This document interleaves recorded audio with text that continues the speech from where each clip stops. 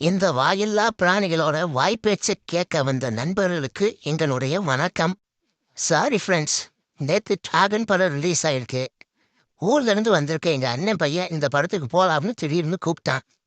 அதனால உங்ககிட்ட கூட சொல்ல முடியாமல் போய் பார்த்துட்டு வந்துட்டேன்.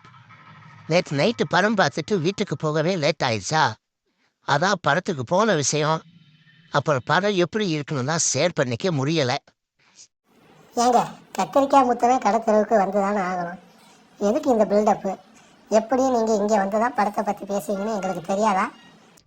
சரிங்க, லவ் டுடே படத்தில் இன்னைக்கு இருக்க யூத்தோட பல்ஸை கரெக்டாக படம் முடிச்சு காட்டினேன். பிரதீப் ரங்கநாதன் படம் அப்படிங்கிறதால இந்த படம் வந்தால் பார்க்கலாம்னு நானும் தான் ஆர்வமாக இருந்தேன். சரியா சொன்னேன். நானும் அதனால தான் எங்கள் அண்ணன் பையன் கூப்பிட்டதுமே உடனே கிளம்பிட்டேன். ஆனால் இந்த படத்தை டைரக்ட் பண்ணது பிரதீப் இல்லை, அஸ்வத் மாரிமுத்துன்னு ஒருத்தர் தான் டைரக்ட் பண்ணியிருக்காரு. இவர் ஏற்கனவே ஹரிஷ் கல்யாணம் வச்சு ஓ மை கடவுளைங்கிற படத்தை டைரக்ட் பண்ணவர் தான். அந்த படமும் கொஞ்சம் நல்லா தான் இருந்துச்சு. அதனால இவங்க 2 பேரும் சேர்ந்து இருக்கிறதால இதில் ஏதாச்சும் சுவாரஸ்யமாக இருக்கணும்னு நினச்சி தான் நானும் போனேன். சரி, படம் எப்படி இருந்துச்சுன்னு சொல்கிறதுக்கு முன்னாடி படத்தோட கதை என்னங்கிறத லைட்டாக சொல்லிட்டீங்கன்னா நல்லா இருக்கும்.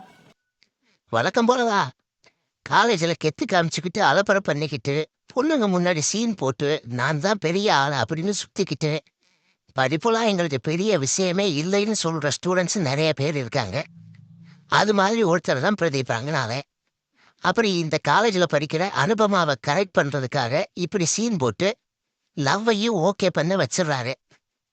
ஆனால் காலேஜ் முடிச்சுட்டு வெளியே வரும்போது 48 அரியர்ஸோட வெளியே வர்றாரு. இவன் காலேஜில் லவ் பண்ணுறதுக்கு தான் செட் ஆவா. ஆனால் இவனை வச்சு காலம் பூரா குடித்தனம் நடத்த முடியாது புரிஞ்சுக்கிட்ட அனுபமா பிரதீப் கிட்ட வந்து, தம்பி ஒன்றை திருத்தறது என் வேலை இல்லை, போய் உருப்படுற வழியை பாருன்னு சொல்லி தன்னோட கல்யாண பத்திரிகையை நீட்டி அதிர்ச்சிய வைத்தியம் கொடுக்குறாங்க. அப்பதான் பிரதீப்புக்கு லைஃப்ல கொஞ்சம் யதார்த்தம் புரியுது. அப்போ கூட பார்த்தீங்கன்னா, நாமளும் வாழ்க்கையில முன்னுக்கு வரணும்னு நினைக்கிறத விட நம்ம காதலிச்சவன் நம்மளை விட்டுட்டு போயிட்டான்ல, அவ புருஷனை விட நம்ம ₹1 அதிக சம்பாதிக்கணும் தான் பிரதீப் ரங்கநாதனுக்கு தோணுது. அந்த வயசில் அப்படி தாங்க தோணும். ஒரு சிலர் அதை மோட்டிவேஷனாக எடுத்துக்கிட்டு முன்னுக்கு வர்றாங்க. சிலர் காதலியை பிளாக்மெயில் பண்ணி பறிவாங்க கிளம்பிடுவாங்க. ஆனா இதுல பிரதீப் ரங்கநாதன் என்ன பண்றாருன்னா, குறுக்கு வழியில சீக்கிரமா முன்னேற நினைச்சு டூப்ளிகேட் சர்டிஃபிகேட் ரெடி பண்ணி நம்ம கௌதம் மேனன் நடத்துகிற கம்பெனியில் இன்டர்வியூவில் போய் சொல்லி நல்ல சம்பளத்தில் வேலைக்கு சேர்ந்துடுறாரு. இவரோட வேலை சம்பாத்தியத்தை பார்த்து KS ரவிக்குமார் தன்னோட பொண்ணை கல்யாணம் பண்ணி கொடுக்கறதுக்கு ஐடியா பண்ணுறாரு. அடுத்து என்ன நடக்கும்னு நீங்கள் சொல்ல வேணாம், அது ரசிகர்களுக்கே தெரியும். எப்படியும் பிரதீப் ரங்கநாதன் பற்றின உண்மை கௌதம் மேனனுக்கு தெரிய வந்துடும். அதுக்கப்புறம் அவர் கட்டிக்க போகிற பொண்ணு, அவங்க அப்பா எல்லாத்துக்குமே தெரிஞ்சிடும். இதை ஹீரோ எப்படி சமாளிக்கிறார் அப்படிங்கிறதால கிளைமேக்ஸ். அதேதான்.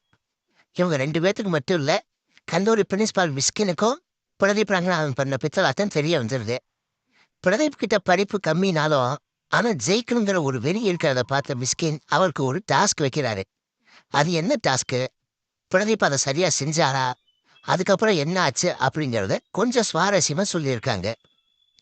சினிமாவில் ஒரு ஹீரோ புதுசாக வளர்றப்ப பார்த்தீங்கன்னா அவங்கள மேலே கொண்டு வர்ற மாதிரி 2-3 படம் வரிசையாக ஹிட் ஆகும்.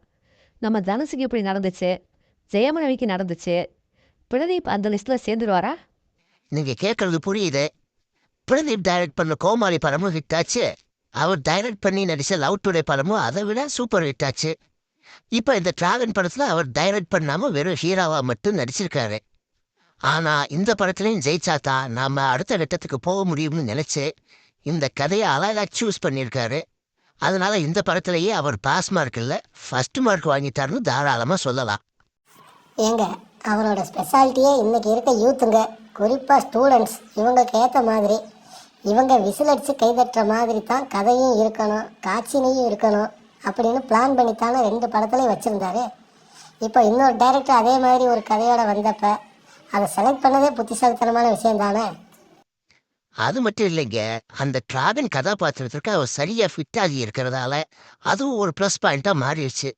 குறிப்பாக காலேஜில் அவர் அலப்பறை பண்ணுறது ஒரு பக்கம் இருந்தாலும், அதுக்கப்புறம் வேலை பார்க்கறது, கல்யாணம் பண்ண போகிறது அப்படின்னு இன்னொரு சைடு வரும்போதும் அதுக்கேற்ற மாதிரி தன்னோட நடிப்பில் கொஞ்சம் வெரைட்டி காட்டியிருக்காரு.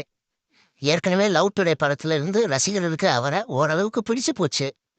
அதனால இந்த படத்தில் அவர் பண்ணுறது எல்லாமே பார்க்க நல்லா இருக்கிற மாதிரி தான் இருக்கு. அதுவும் இவருக்கு ஒரு ப்ளஸ் பாயிண்ட் தான். ஹீரோயின் 2 பேர் இருக்காங்களே, அதுலேயும் என்னோட செல்லக்குட்டி அனுபமா பரமேஸ்வரன் எப்படி பண்ணியிருக்காங்க. நீங்க மட்டுமா? அவங்களோட சுருள்மொழியிலே சுருண்டு விழுந்த ரசிகர்கள் நிறைய பேர் இருக்காங்க. அவங்க காலேஜில் பிரதீப் நான் காதலிக்கிறப்ப வழக்கமான ஒரு ஸ்டூடெண்ட் மாதிரியும், அதுக்கப்புறம் இவன் நமக்கு லைஃபுக்கு செட் ஆக மாட்டான்னு தெரிஞ்சதோ அவரை கலட்டி விடுறப்ப இன்னைக்கு யதார்த்தமா இருக்கிற பொண்ணுகளோட மனநிலையையும் அப்படியே அச்சு அசலா பிரதிபலிச்சிருக்காரு. ஆமாங்க, அந்த இன்னொரு ஹீரோயின் இருக்காங்களே, அவங்க பேர் கூட ஏதோ காயக்கல்பம் பேர் சொல்கிற மாதிரி இருக்குமே. காயக்கல்பம் இல்லைங்க, அவங்க பேரு காயடு லோகர். அவங்களும் கூட ஓரளவுக்கு நல்லா தான் நடிச்சிருக்காங்க. ஆனா பெருசா சொல்லிக்கிற மாதிரி இல்லை. இவங்களை தாண்டி இந்த படத்துல முக்கியமான சில கேரக்டர்ஸ் இருக்கு. அதுல முக்கியமா கல்லூரி பிரின்ஸ்பாலா வர்ற மிஸ்கின். நம்ம சினிமா ஃபங்க்ஷன்ல ஏதாவது கான்ட்ரவர்சியா பேசி வம்பல மாட்டிக்கிற மிஸ்கின் ஒரு நல்ல நடிகருங்கிறத இந்த படத்துல ப்ரூவ் பண்ணியிருக்காரு. அதே மாதிரி கௌதம் மேனன், கே.எஸ். ரவிக்குமார், இவங்க 2 பேருமே கூட அந்த கேரக்டருக்கு பொருத்தமான தேர்வுன்னு தான் சொல்லலாம். இதுல இன்னொரு விஷயம் பார்த்தீங்களா, ஏற்கனவே லவ் டுடேல பிரதீப்புக்கு ஜோடியா நடிச்ச இவானா இந்த படத்துலையும் அப்படியே லைட்டா வந்துட்டு போறாரு. அது இருக்கத்தாங்க செய்யும். லவ் டுடே படம் ஹிட்டு, அதனால ஒரு சென்டிமெண்ட்டாக இந்த படத்துலையும் ஒரு சீன் வந்துட்டு போகணும்னு சேர்த்துருப்பாங்க. ஏங்க, நம்ம பொண்ணு அரசி சினேகா கூட இதே மாதிரி இன்னொரு ரோல்ல வந்துட்டு தானே போறாங்க. அவ்வளவுதான். ஆனா பெரிய இம்பாக்ட் பண்ணலைனாலும் அவங்கள பார்த்து சந்தோஷப்பட்டுக்க வேண்டியதா. அதே மாதிரி ஒரு படத்துல நம்ம ஜார்ஜ் மரியான், அதாங்க கைதி படத்துல போலீஸ்காரரா வந்தார்ல, அவர் நடிக்கிறாருன்னா நிச்சயம் அவருக்கு ஒரு பவர்ஃபுல் கேரக்டர் இருக்கு அப்படின்னு அர்த்தம். இந்த படத்திலும் பிரதீப்போட அப்பாவா ஒரு நல்ல அப்பா எப்படி இருக்கணும்னு அழகா பண்ணியிருக்காரு. சரிங்க, மொத்தத்தில் படம் எப்படி இருக்கு அதை சொல்லுங்க. இன்னைக்கு இருக்க யூத்துகளுக்கு அவங்களுக்கு பிடிக்கிற மாதிரி விஷயத்த சொன்னா ஏத்துக்குவாங்க. ஆனா அப்படி சொல்ற மாதிரி போற போக்குல அவங்க பண்ற தப்புகளையும் அடுத்து வாழ்க்கையில என்ன பண்ணக்கூடாது அப்படிங்கிறதையும் வாழைப்பழத்துல ஊசி ஏற்றுற மாதிரி மெதுவா சொன்னா அதையும் அவங்க புரிஞ்சுக்குவாங்க. அதைத்தான் இந்த படத்துல டைரக்டர் அஸ்வத் மாரிமுத்து சொல்ல முயற்சி பண்ணியிருக்காரு. அதாவது காலேஜில் ரவுடிசம் பண்ணீங்கன்னா மற்றவங்களுக்கு வேணா நீங்க ஹீரோவா தெரியலாம். ஆனா காலேஜ் முடிச்சு வெளியே வந்தா இப்படி ரவுடிசம் பண்ணவங்களாம் நிச்சயமா 0 தான். அதுக்கப்புறம் வேலை, சம்பளம், குடும்பம் அப்படின்னு நிறைய ஓடணும்.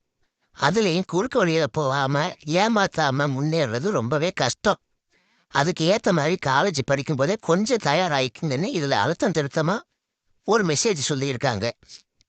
அந்த வகையில் இந்த டிராகன் படம் ஒரு நல்ல கமர்ஷியல் பொழுதுபோக்கு படமா இருக்கு. அழகா ஒரு மெசேஜ் சொல்ற படமா இருக்கு. குறிப்பா போர் அடிக்காம இருக்கு.